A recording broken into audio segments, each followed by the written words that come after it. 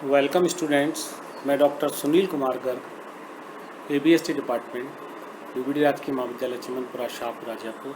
आज आपके समक्ष एमकॉम फाइनल एबीएसटी पेपर संक्रिय विज्ञान के एक अध्याय पार्ट सीपीएम में आज अपन तंत्र चित्र की रचना एक उदाहरण के माध्यम से देखेंगे। पिछले लेक्चर में आपको नियम बताए थे, अब हम बात करते हैं कि भाई तंत्र चित्र की रचना कैसे करें।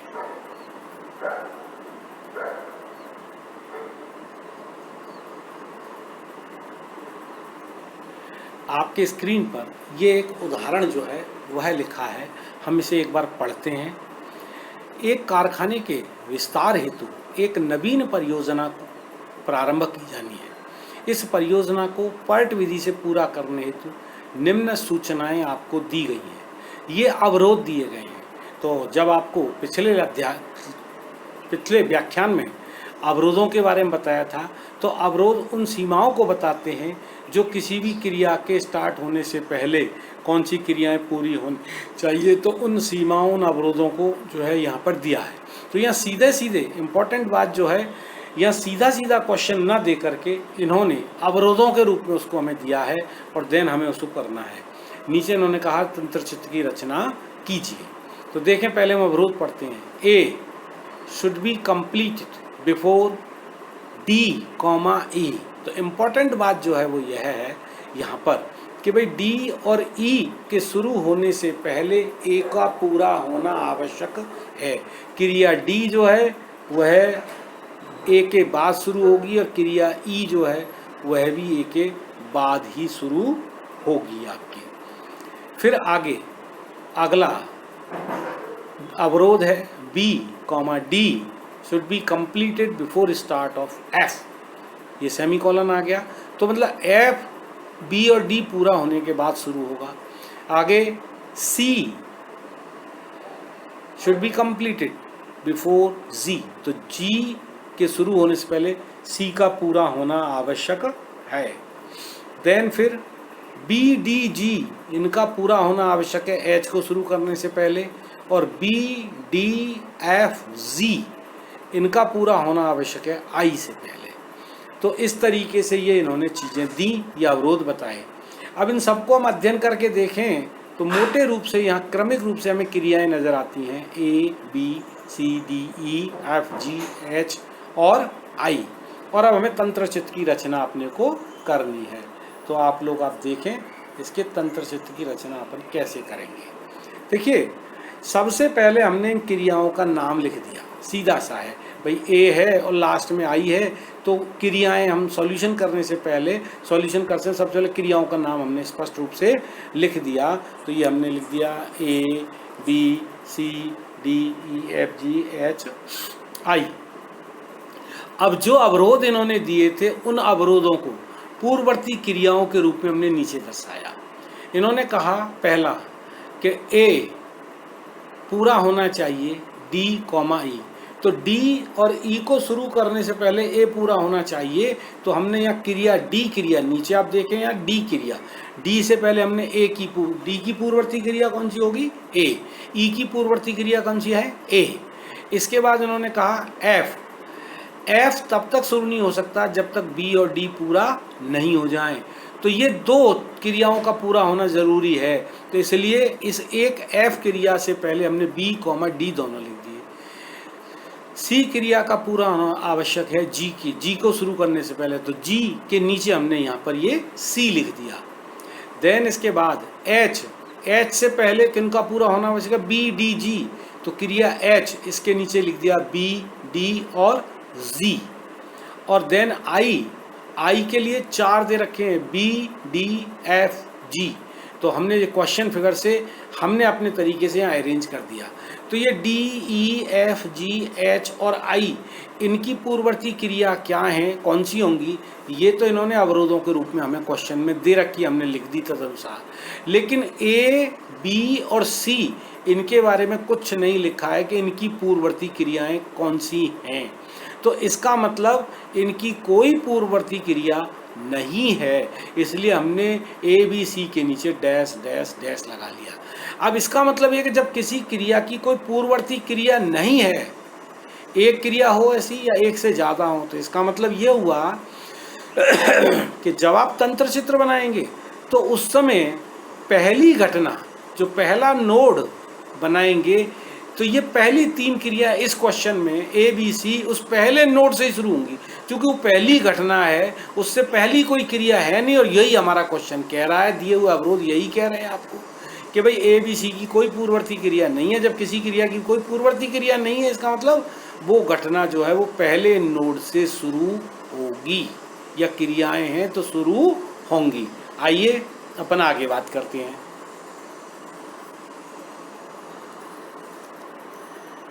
यह आपके समक्ष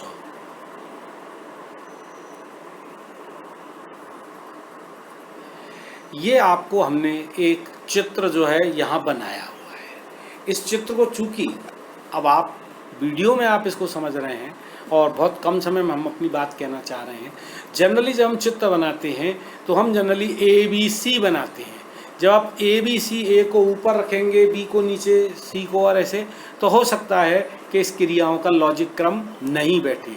इसलिए इसमें कहीं कोई प्रतिबंध नहीं है कि आप ए को नीचे लेके जाते हैं, कि ए को बीच में रखते हैं, कि ए को आप ऊपर रखते हैं। कुल मिलाकर के बात ये थी कि जो अभी हमने जो अवरोधों के आधार पर क्रिया और उसकी पूर्ववर्ती क्रिया को लिखा, तो उनको ध्यान में रखते हुए हमने पहली 3 क्रियाएं थीं ए बी सी, इनकी कोई पूर्ववर्ती क्रिया नहीं थी, तो हमने पहली घटना बनाई एक घटना के आगे हमने नीचे लिखा ए क्रिया को, और उसके बाद लिखा बी क्रिया को, उसके बाद लिखा सी क्रिया को। तो ए बी सी इनकी कोई पूर्ववर्ती क्रिया नहीं है, तो पहली घटना से शुरू हुई।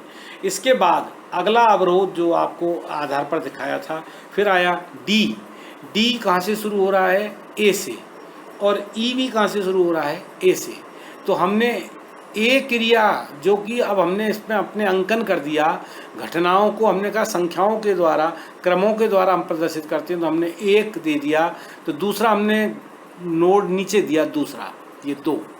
तो दूसरे नोड से, यानी यहाँ ए क्रिया के पूर्ण होने के बाद में ये 2 क्रियाएं डी और ई ए के पूरा होने के बाद शुरू होंगी, यही हमारा अवरोध कहता है। तो हमने यहाँ से 2 क्रियाएं शुरू कर दी।